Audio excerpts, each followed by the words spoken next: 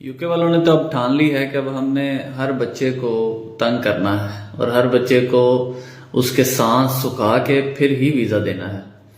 अब हो क्या रहा है नॉर्मली कि आप चाहे प्रायोरिटी वीज़ा पे जाएं, चाहे आप स्टैंडर्ड वीज़ा पे जाएं, आपको वो with in day not straight forward की ईमेल कर देते हैं। अब उस ईमेल के बाद आपको एक लॉन्ग अवेटेड जो है वो उस क्यू में लगा देते हैं कि अब आपका कुछ भी नहीं होना, सुकून से बैठे। अब ना तो कोई एडिशनल डॉक्यूमेंट की ईमेल नॉर्मली आ रही है, ना ही उसमें कोई और फर्दर अपडेट है। 15-20 दिन के बाद या 10 दिन के बाद को दोबारा क्यूरी लॉक करें तो उसमें उनका रिस्पॉन्स आता है कि अपनी ईमेल दें, हम इसको प्रोसीड करते हैं फर्दर। वो ईमेल देते हैं, फिर नॉट स्ट्रेट फॉरवर्ड की ईमेल कर देते हैं। तो इसमें जो हो यही रहा है कि ना तो कोई ऐसी कोई चीज़, या तो कोई एडिशनल डॉक्यूमेंट ले लें बच्चों को, बेचारों को सांस उनका आसान हो। दूसरा, इंटरव्यू वाली तलवार जो है वो भी सर पे है। अब जिस बच्चे को नॉट स्ट्रेट फॉरवर्ड की ईमेल आती है उसके जहन में दूसरा क्वेश्चन ये आता है कि अब मेरा इंटरव्यू होना है। अब वो बेचारा इंटरव्यू पता नहीं होना है या नहीं होना, महीना गुजर जाता है तो वो उसी सोच में कि अब मेरा आज आई इंटरव्यू की मेल, कल आई, परसों आई।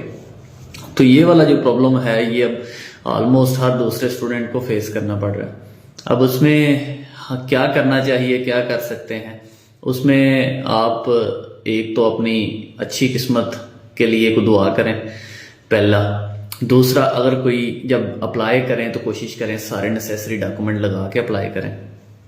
तीसरा, अपनी ईमेल का स्पैम फोल्डर चेक करते रहें। समटाइम ईमेल डायरेक्ट स्पैम में जाती है, जंक ईमेल जिसको कहते हैं, उसमें चली जाती है और उसमें आपको पता नहीं चलता कि आपको कोई ईमेल आई है। अब उसमें ये होता है कि आपको एडिशनल डॉक्यूमेंट की ईमेल आ सकती है, इंटरव्यू की ईमेल आ सकती है। तो ये ना हो कि ये वाली चीज़ें मिस हो जाएं आपसे और आप फिर एक और नई लाइन में लग जाएं। तो एक तो इनका जहन में रखें। बाकी अगर आपको एडिशनल डॉक्यूमेंट की ईमेल नहीं आती, इंटरव्यू की ईमेल नहीं आती और आप स्टैंडर्ड पे हैं तो 15 दिन के फौरन बाद पेड इंक्वायरी डाल दें। प्रायोरिटी पे हैं तो 5-7 दिन के बाद पेड इंक्वायरी डाल दें। उसका फ़ायदा ये होगा कि आपका केस जो है वो प्रोसीड करेगा, वीज़ा ऑफिसर के पास के जाएगा कि इसको पिंच ज़रूर करेगा। फिर उसमें अगर एडिशनल डॉक्यूमेंट मांगने हो, इंटरव्यू होना हो तो हो जाए, ताकि कुछ चीज़ें। फिर उसके बाद अगर नहीं आता तो फिर जो उनका सेट फॉर्मेट है कि हम 10 दिन 15 दिन के बाद फिर दोबारा पेड क्यूरी डाल दें। अब उससे ये फ़ायदा तो एट दी एंड पता नहीं किस तरह से होता है, कुछ को होता है कुछ को नहीं होता, लेकिन ये है कि आपको एग्जैक्टली उस केस के साथ आप लिंक रहते हैं। और बाकी चूंकि डिसीजन यूके भी यही नहीं करना है, वो किसी का बड़ी जल्दी भी कर रहे हैं और किसी को बड़े लंबे लंबे इंतज़ार भी करवा रहे हैं। तो होप फॉर द बेस्ट।